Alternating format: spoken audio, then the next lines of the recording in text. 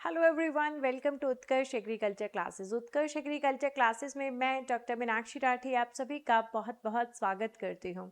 तो जैसा कि आप जानते हैं, IBPS AFO के एग्ज़ाम पैटर्न में हुए हैं काफ़ी बड़े बदलाव, जिसकी वजह से स्टूडेंट्स काफ़ी चिंता में हैं, काफ़ी पैनिक कर रहे हैं, समझ नहीं आ रहा स्ट्रैटेजीज़ कैसे बनाएं। और सबसे ज़्यादा स्टूडेंट ये सोच रहा है कि एग्ज़ाम टफ हो गया है। तो क्या हमारा एग्ज़ाम सच में टफ हो गया है, या फिर ये एग्ज़ाम पैटर्न हमें अच्छा स्कोर करने में मदद कर सकता है? आज इसी क्वेश्चन पर हम बात करेंगे कि IBPS AFO एग्ज़ाम इस न्यू पैटर्न के साथ आसान बना है या टफ बना है, या कहें कि किस स्टूडेंट के लिए आसान होगा या किस स्टूडेंट के लिए मुश्किल होगा। चलिए एक थोड़ा सा एनालिसिस करते हैं और दोनों एग्ज़ाम पैटर्न्स को कंपेयर करके देखते हैं। तो यहाँ पर आप मेरे पीछे दोनों एग्जाम पैटर्न्स देख सकते हैं। The red one is your old pattern, green one जो है आपका नया पैटर्न है। अब दोनों को कंपेयर करके देखिए।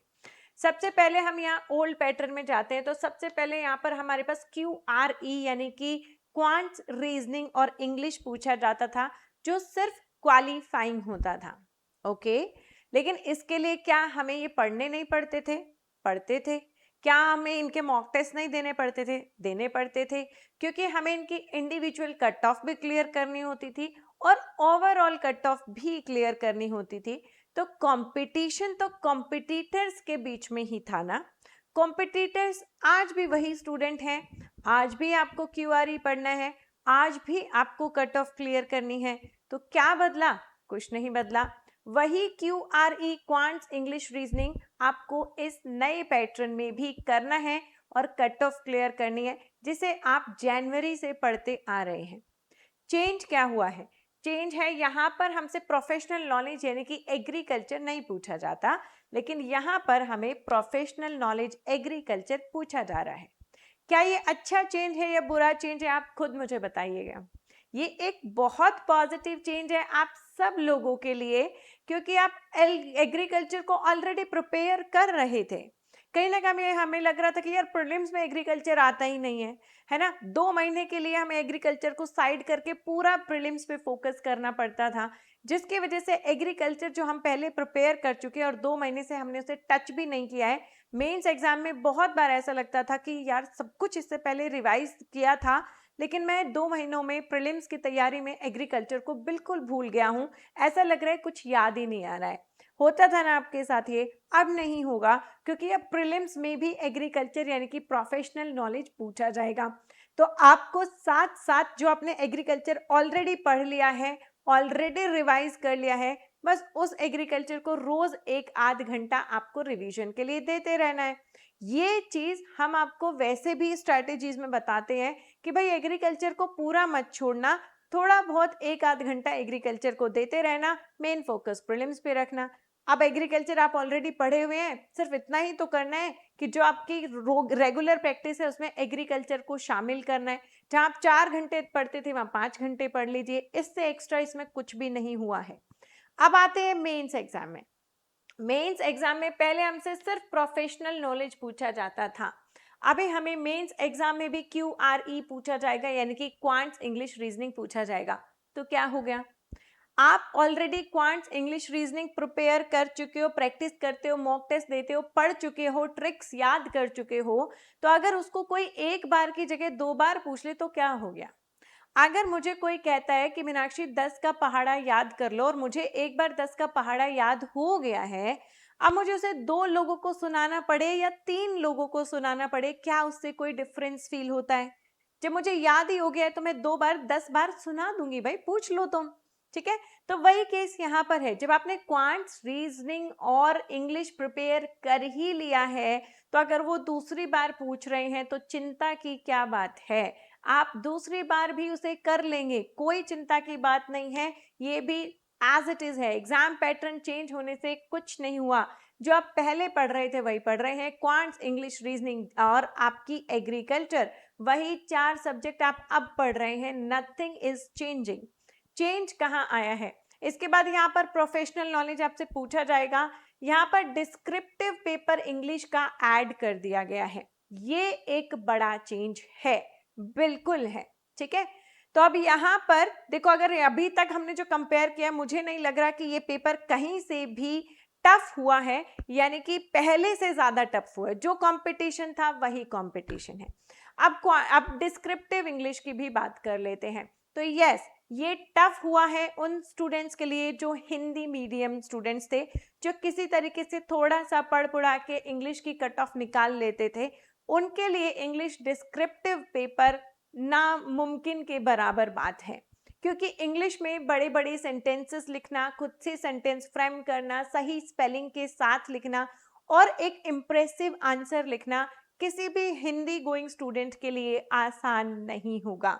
तो यस, अगर मैं बात करूं जो स्टूडेंट सिर्फ हिंदी मीडियम से पढ़ते हैं, उनके लिए ये एक टफ चैलेंज हो गया है। लेकिन जो स्टूडेंट्स इंग्लिश मीडियम से है, क्या आपके लिए भी ये टफ हुआ है? बिल्कुल भी नहीं। आप एक इंग्लिश मीडियम से पढ़े हुए बच्चे हैं, आप एग्रीकल्चर खुद इंग्लिश मीडियम में पढ़े हैं, आपको सेंटेंस फॉर्मेशन आता है, आपको ज़्यादातर स्पेलिंग्स आती हैं होपफुली, तो आपके लिए डिस्क्रिप्टिव इतना मुश्किल नहीं रहेगा। ऐड ज़रूर हुआ है। दूसरी इंपॉर्टेंट बात है, ऐड तो हर स्टूडेंट के लिए हुआ है ना, सिर्फ आपके लिए तो नहीं हुआ। क्वेश्चन अगर डिफिकल्ट बना है पेपर, तो सिर्फ आपके लिए नहीं हुआ, सबके लिए हुआ है। ऐसा तो नहीं है कि मुझे पहले से पता था डिस्क्रिप्टिव पेपर आएगा, मैं तो जनवरी से तैयारी कर रही हूँ और आपको अभी पता चला है आप जुलाई से तैयारी शुरू करेंगे। सभी लोग अभी से तैयारी शुरू करेंगे, सबका ये पोर्शन वीक होगा, सबको डर लगेगा। तो बिल्कुल, क्योंकि जो एग्जाम है वो कॉम्पिटिटर्स के बीच जो है कंपटीशन होता है, वो एग्जाम से नहीं होता, वो कॉम्पिटिटर्स के बीच होता है। एग्जाम डिफिकल्ट है, सबकी कट ऑफ नीचे जाएगी, एग्जाम इजी है, सबकी कट ऑफ ऊपर जाएगी। तो कंपटीशन लेवल तो बेटा सेम ही रहा ना, वो कहाँ चेंज हुआ? नहीं चेंज हुआ। तो कंपटीशन लेवल की बात करें, ये सेम है। अभी आपको यहाँ पर थोड़ा लंबी सिटिंग देनी पड़ेगी। यहाँ आपको सिर्फ 60 क्वेश्चन पूछे जाते थे एग्रीकल्चर के, अब मेंस आपका जो है 155 मिनट्स का पूरा पेपर होगा, जिसमें आपसे quants, aptitude, English, agriculture knowledge, उसके साथ डिस्क्रिप्टिव पेपर एक्स्ट्रा पूछा जाएगा 25 मार्क्स का। टोटल यहाँ पर 200 आपके ये रहेंगे, प्लस 25 मार्क्स आपके डिस्क्रिप्टिव इंग्लिश के रहेंगे, यानी कि टोटल आपका जो मेंस का पेपर है वो 250 नंबर का होगा।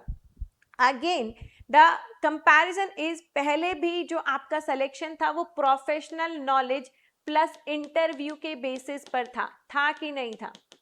आज भी वही है, आज भी वही है। You have to just clear the cut off, आपको सिर्फ क्लियर कट ऑफ करनी है। आपकी जो फाइनल मेरिट लिस्ट बनेगी वो आज भी प्रोफेशनल नॉलेज और इंटरव्यू के बेसिस पर ही बनेगी। तो चेंज कहाँ है? चेंज सिर्फ डिस्क्रिप्टिव पेपर का है, इसके अलावा कोई ऐसा चेंज नहीं है जो आपको परेशान कर सके।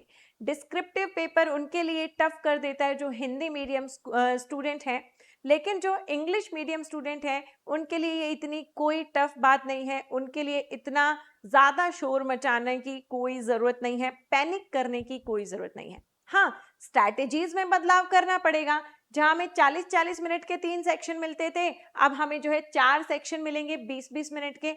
तो स्ट्रैटेजीज में बदलाव करना होगा, लेकिन जो आप पढ़ रहे हैं वो बिल्कुल भी वेस्ट नहीं है, सिर्फ वही एग्जाम में पूछा जा रहा है, कुछ भी नया ऐड नहीं हुआ है। तो इतना पैनिक करने की जरूरत नहीं है। जैसे आप अब नए पैटर्न पर मॉक टेस्ट लगाना शुरू करेंगे, आपकी हैबिट उस तरीके से डेवलप हो जाएगी, आपकी स्ट्रैटेजी उस हिसाब से चेंज हो जाएगी। इसके अलावा इसमें कोई इतनी टेंशन लेने वाली बात नहीं है। डिस्क्रिप्टिव पेपर ऐड होने की बात है, सबके लिए ऐड हुआ है, सबके लिए टफ हुआ है। एग्रीकल्चर स्टूडेंट्स में सबकी इंग्लिश वीक होती है, सबकी स्पेलिंग वीक होती है, तो कंपटीशन लेवल आज भी उतना ही है। हाँ, टफ बनाया है इसको नंबर ऑफ वैकेंसीज ने, क्योंकि नंबर ऑफ वैकेंसीज 190 है। तो अगर मैं समझू बढ़ा चढ़ाकर भी अगर दे देंगे 250 दे देंगे, तो यस, नंबर ऑफ वैकेंसीज कम है, नंबर ऑफ स्टूडेंट जो एग्जाम को दे रहे हैं वो वैसे ही हैं जैसे पहले थे। तो कंपटीशन बढ़ गया है। कंपटीशन एग्जाम पैटर्न ने नहीं बढ़ाया है, कंपटीशन बढ़ाया है नंबर ऑफ सीट्स ने। अब आप लोगों को मेहनत करनी है उस सीट के लिए जो आपको चाहिए, और उसके लिए जी तोड़ मेहनत करने की जरूरत है, कंसिस्टेंट रहने की जरूरत है, आपको सही गाइडेंस और सही मार्गदर्शन की जरूरत है। नई स्ट्रैटेजी के हिसाब से मॉक टेस्ट लगाना शुरू कीजिए, नए एग्जाम पैटर्न के हिसाब से मॉक टेस्ट लगाना शुरू कीजिए और डिस्क्रिप्टिव के लिए रोज थोड़ा थोड़ा प्रैक्टिस करना शुरू कीजिए एंड आप इसके लिए सॉर्टेड हो जाएंगे। हमारी पूरी उत्कर्ष की टीम आपके साथ साथ है, जहां हम नए एग्जाम पैटर्न के बेसिस पर आपको क्वेश्चंस प्रैक्टिस कराएंगे, यूट्यूब क्लासेस लेकर आएंगे, जहां पर सर आपको जो है नरेश सर हैं जो इंग्लिश में आपको बेटर गाइड करेंगे डिस्क्रिप्टिव के लिए स्पेशली। तो आप हमारे इन यूट्यूब क्लासेस से जुड़ेंगे, आपको बहुत हेल्प मिलेगी, फ्री ऑफ कॉस्ट है। जस्ट आपको उत्कर्ष एग्रीकल्चर क्लासेस पर रेगुलर क्लासेस लगानी है और चैनल को सब्सक्राइब करना है। साथ साथ आप सभी स्टूडेंट्स के लिए हम 1000 MCQs की बुकलेट भी लेकर आए हैं, जो कि IBPS AFO के फ्री बैच में आपको मिल रही है, जो कि अगेन उत्कर्ष की एप्लीकेशन पर है। तो अगर आपने अभी तक उत्कर्ष की एप्लीकेशन डाउनलोड नहीं की है, फटाफट से डाउनलोड कर लीजिए। 1000 MCQs की ये बुकलेट जिसमें एग्रीकल्चर से रिलेटेड क्वेश्चंस हैं, कंप्लीटली फ्री है, कोई रजिस्ट्रेशन चार्जेस नहीं है। ये आपको IBPS AFO के फ्री बैच में उत्कर्ष की एप्लीकेशन में मिलेगी, जिसे आप डाउनलोड कर सकते हैं, जो आपकी प्रैक्टिस में हेल्प करेगा, क्योंकि अब तो प्रीलिम्स में भी आपका एग्रीकल्चर आ रहा है, तो आपको अच्छी खासी इससे जो है हेल्प मिलने वाली है। इंग्लिश, मैथ्स, क्वांट्स, रीजनिंग, जो भी आपके सब्जेक्ट्स हैं, हर टीचर आपको अपने सब्जेक्ट्स के अकॉर्डिंग गाइड करेंगे और यूट्यूब पर बेहतरीन क्लासेस देंगे। तो जुड़े रहिए उत्कर्ष एग्रीकल्चर क्लासेस के साथ और इस सफर में अपने आप को अकेला कभी महसूस मत कीजिएगा। हमारी गाइडेंस और हमारी शुभकामनाएं दोनों ही आपके साथ हैं। Do not panic but prepare.